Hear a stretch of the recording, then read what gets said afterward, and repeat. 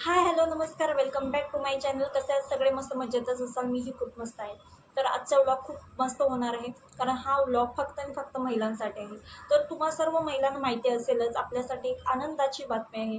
आपले जे मुख्यमंत्री आहेत यांनी मुख्यमंत्री माझी लाडकी बहीण योजना सुरू केलेली आहे. तर या योजनेचा लाभ आपल्याला कसा घेता येईल, या योजनेसाठी आपल्याला कोणती कोणती कागदपत्रे लागणार आहेत, त्यानंतर कोणत्या कोणत्या महिला या योजनेसाठी अर्ज करू शकतात, या सर्व गोष्टींचा मी तुम्हाला आज माहिती देणार आहे. तर हा व्लॉग शेवटपर्यंत नक्की बघा. तर सर्वप्रथम मी माझ्या मनात जे आहे मी तुमच्याशी शेअर करते. तर मला सांगा, मुख्यमंत्र्यांनी जी ही योजना चालू केलेली आहे ती बरोबर आहे का? तुम्हाला तर माहिती असेल नसेल तर मी सांगते.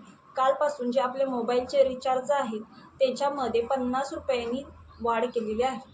तर मला सांगा, एका हाताने घ्यायचं आणि दुसऱ्या हाताने द्यायचं, हे कुठलं म्हणजे काय नक्की आहे यांचं? नक्की मनात यांच्या काय आहे? जे गोरगरीब आहेत, ज्यांच्याकडे मोबाईल नाहीत किंवा ज्यांचे नातेवाईक खूप लांब राहतात, कुठे शहरात राहतात, त्यांना जर एखादा कॉल करायचा असेल आपल्या लेकीला, आपल्या आईला, आपल्या मुलीला, बहिणीला, भावाला, तर त्यांनी काय करायचं? दरमहा 400 रुपयाचा बॅलन्स मारायचा. ते पैसे कोण देणार? म्हणजे हा त्यांचा प्लॅन तुम्ही समजावून घ्या.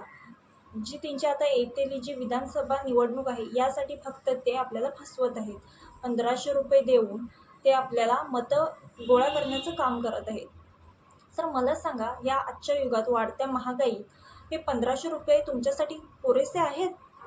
जी आजची महागाई आहे त्यामध्ये जर तुमचा रिचार्ज असेल 400 रुपयेचा, लाईट बिल येत असेल 1000 रुपये, घर भाडे, आपला किराणा यासाठी, त्यानंतर दवाखाना, काहीतरी आणि दुसरे प्रॉब्लेम्स असतात, कुणाचं कर्ज असतं, कुणाचे हप्ते असतात, यासाठी फक्त 1500 रुपये पुरेसे आहेत? तर मी चुकीचं बोलते की योग्य बोलते हे तुम्हाला कमेंटमध्ये नक्की सांगा. तर ही राहिली गोष्ट. तर हे तो तुम्हाला तर सर्वांना माहिती असेलच. तर त्यानंतर तर ही जी योजना आहे मुख्यमंत्री माझी लाडकी बहीण योजना, यासाठी कोणत्या कोणत्या महिला अर्ज करू शकतात?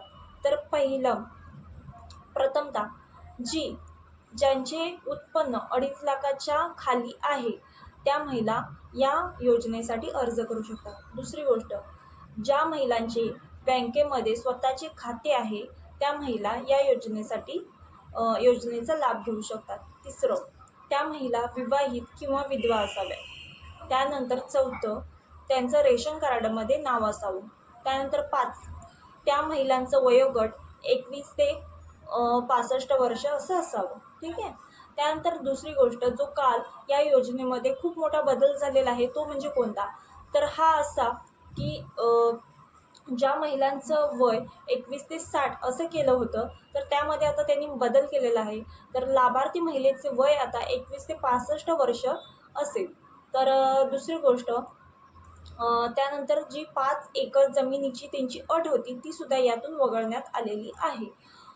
त्यानंतर जे लाभार्थी महिलेसाठी अधिवास प्रमाणपत्र असणं गरजेचं होतं, त्यामध्ये सुद्धा त्यांनी एक मोठा बदल केलेला आहे. त्यासाठी तुम्हाला लाभार्थी महिलेचे जे अधिवास प्रमाणपत्र नसले तरी चालेल, पण या 4 कागदपत्रापैकी तुम्हाला एक तरी ओळखपत्र पाहिजे. ते कोणते तर बघू. पहिलं म्हणजे तुमचं 15 वर्षापूर्वीचं रेशन कार्ड झेरॉक्स किंवा मतदार ओळखपत्र किंवा शाळा सोडल्याचा दाखला किंवा जन्म दाखला, या 4ही प्रमाणपत्रापैकी तुमचं एक देखील प्रमाणपत्र तुम्हाला लागणार आहे. त्यानंतर ही जी योजना आहे तिची तारीख होती 1 जुलै ते 15 जुलै या तारखेपर्यंतच आपण अर्ज करू शकत होतो. पण ही तारीखसुद्धा आता त्यांनी वाढवून दिलेली आहे. जी ही तारीख आहे ती आता 1 जुलै ते 31 ऑगस्टपर्यंत वाढवलेली आहे. त्यामुळे तुम्ही काळजी करू नका. आपल्याकडे 2 महिने आहेत. तुम्ही या 2 महिन्यामध्ये तुम्ही अर्ज करू शकता. तर हा अर्ज आपण कुठून करायचा आहे? तर आपल्याला प्ले स्टोअरमध्ये जाऊन नारी शक्ती दूत ॲप डाउनलोड करायचा आहे आणि त्यावर जाऊन आपल्याला तो अर्ज करायचा आहे. तर हे सगळं तुम्हाला समजलंच असेल. तर त्यानंतर आपल्याला ह्या अर्ज करण्यासाठी कोणकोणती कागदपत्रे लागणार आहेत? तर हा अर्ज करण्यासाठी तुम्हाला 2025पर्यंत वैध असणारा उत्पन्नाचा दाखला, त्यानंतर जन्म दाखला, रेशन कार्ड झेरॉक्स, आधार कार्ड झेरॉक्स आणि लाभार्थी महिलेचे बँकेमध्ये स्वतःचे खाते असणे गरजेचे आहे. तर ह्या गोष्टी तुम्हाला समजल्या असतील. तर या सगळ्या गोष्टी क्लिअर झाल्या. तर आता महत्त्वाच्या मुद्द्यावर येऊया. जे लोक आता या योजनेमधून जे लाभ घेण्यासाठी जी माणसं धडपड करत आहे, महिला लांब लांब रांगा करून उभ्या राहत आहेत, कागदपत्रांसाठी जी कागदपत्रे आपल्याला लागणार आहेत त्यासाठी जी कष्ट घेत आहेत, धावपळ करत आहेत, खरंच या 1500 रुपयेसाठी इतकं सगळं करावं लागेल? मला तरी वाटत नाही. कारण जिथे आपल्याला फॉर्म भरायला जायचं आहे ती माणसं इतकी आता तुम्हाला लुबाडणार आहेत. एका फॉर्मचे 50 रुपये, 100 रुपये आणि त्यात आपल्याला दिवसभर लाईनीत उभं राहायचं फक्त एका 1500 रुपयेसाठी.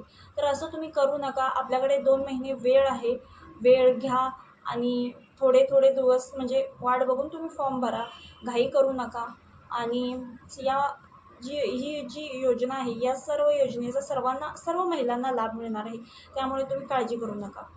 तर हा व्हिडिओ तुम्हाला आवडला असेल तर नक्की सबस्क्राईब करा, लाईक करा, शेअर करायला विसरू नका. Thank you so much.